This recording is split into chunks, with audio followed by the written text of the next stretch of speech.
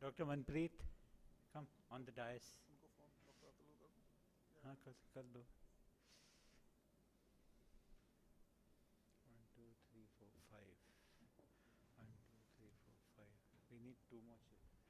I need 2 more chairs.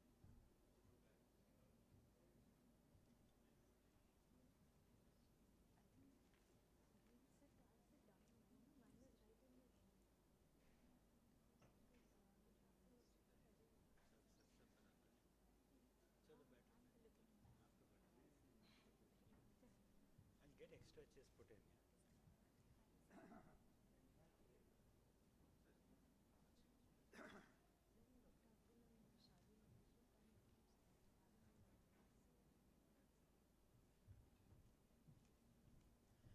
So since this course is for a short duration, it's only 85 minutes, which includes a lecture keynote address by Dr. NITIN VERMA. So we will start off with his address. Dr. NITIN, as you know, I've known him for many years, and I have a little association with him in the sense that I also spent some time in CMC Vellore. So he has graduated from CMC Vellore, then he was trained in various parts of India, Germany and Australia, and he's received numerous awards, including the 2013 TAS Australian of the Year Award, which is very, very creditable. He's on board of many committees in Australia and is the chief convener of the next RANSCO. That's this year, NITIN? Oh, it happened in September. Oh, okay. So he was the chief convener of the last RANSCO, which happened in Hobart. And Hobart is supposed to be a beautiful city, and maybe all of us should sometime visit and write to NITIN about Hobart. And so we welcome him, and he's a regular visitor to this country. I welcome you, Dr. NITIN, and he'll be talking to us on managing neovascular glaucoma. Dr. Manish, can you join us on the stage? Professor Atul and Dr. Vishali.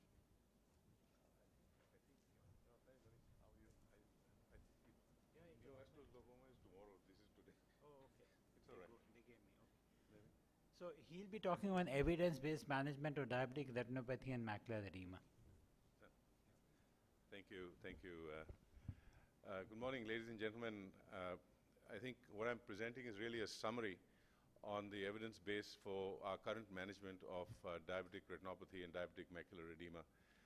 We live in exciting times now because for 30 years nothing happened. We would laser somebody, we would make them try and retain their vision, but now we've got OCTs, we've got anti-VEGF agents and new protocols to try and actually improve vision rather than just think about preventing severe loss of vision. But there are many issues that need to be discussed and also barriers to be broken to get the best out of what we have today.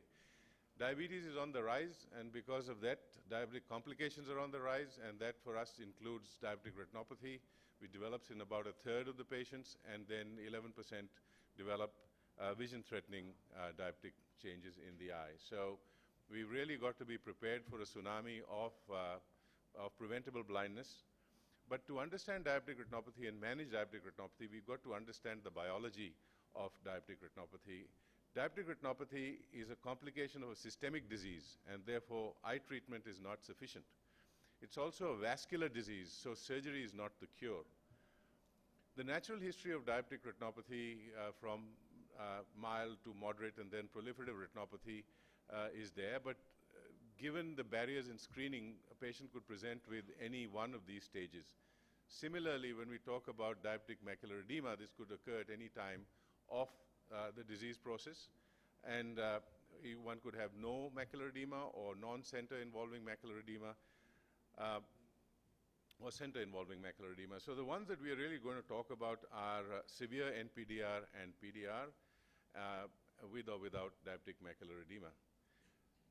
The principles of management of diabetic retinopathy are quite the same as the management of any other disease, where there's the primary prevention, where we're talking about the systemic control and the prevention of diabetes, secondary prevention, where screening comes in, and also systemic control, and then of course tertiary treatment is what we are involved with.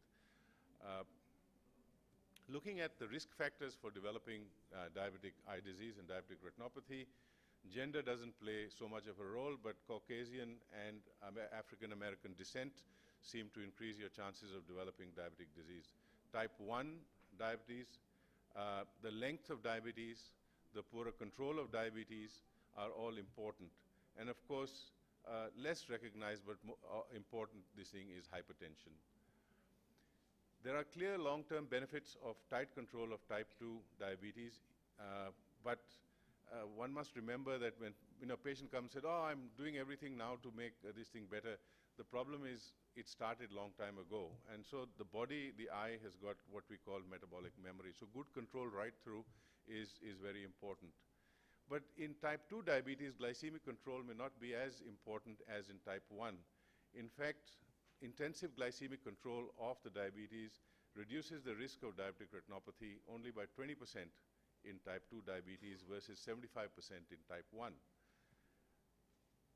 Maybe for type 2 diabetes, BP control, blood pressure control, might be more important, because you can see that tight BP control is associated with a lower risk of progression of retinopathy, photocoagulation for the macular edema, and also reduction in vision. But this is not to say that glucose control is not important, but just to show you the difference in these two graphs, in the upper and the lower graph, in terms of how much impact each of these things have. But they're not exclusive. They are both need to be done.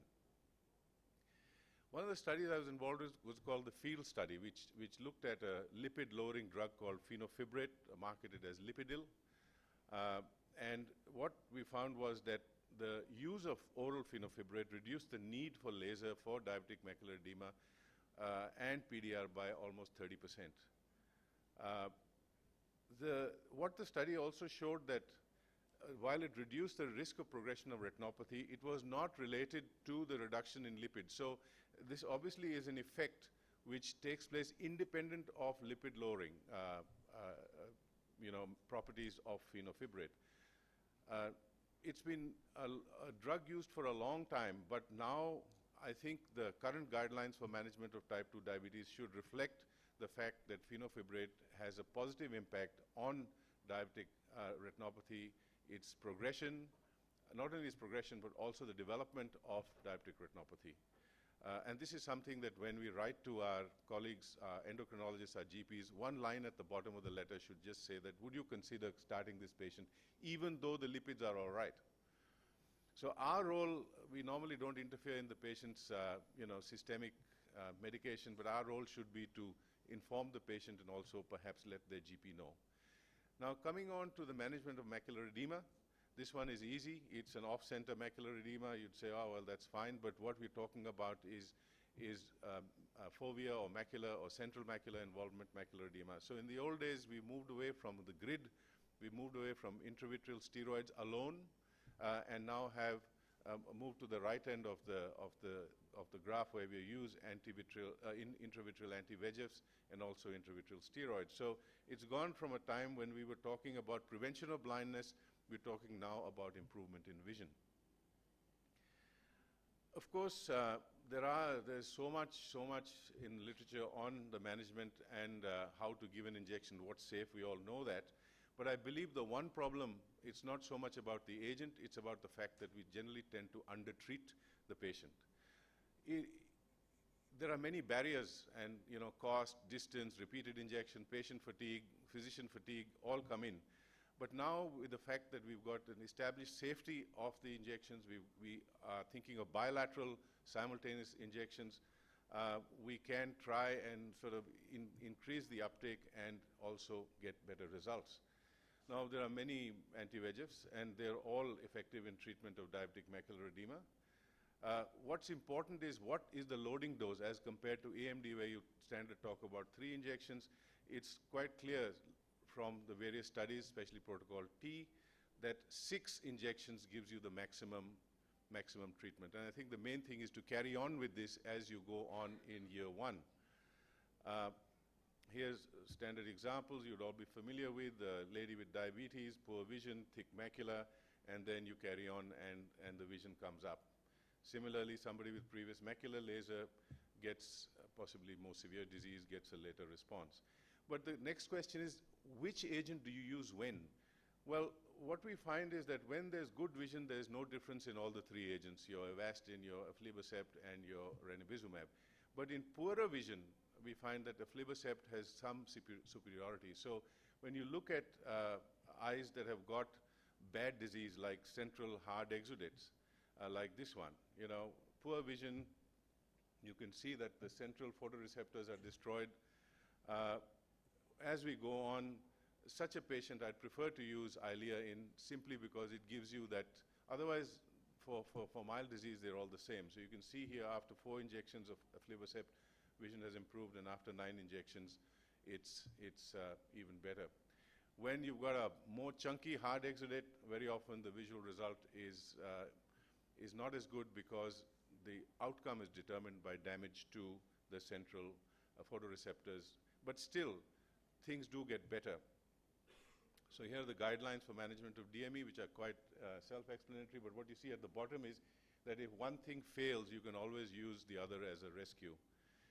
The last part is the management of severe PDR. You know, it's a scary disease very often. PRP still remains the first line of treatment because it does give you long-term good results. You can see that fan over there. And then with PRP, things do get better and stay better for a long time. So it has excellent long-term outcomes, but then what's the role of anti-VEGFs in this? We know from various studies that that anti-VEGFs are not only non-inferior, but very often at 1 year are superior to PRP. You can see this patient presented with a large NVD. Laser was done, and the same day injection was given, and 2 weeks later the vessels have regressed.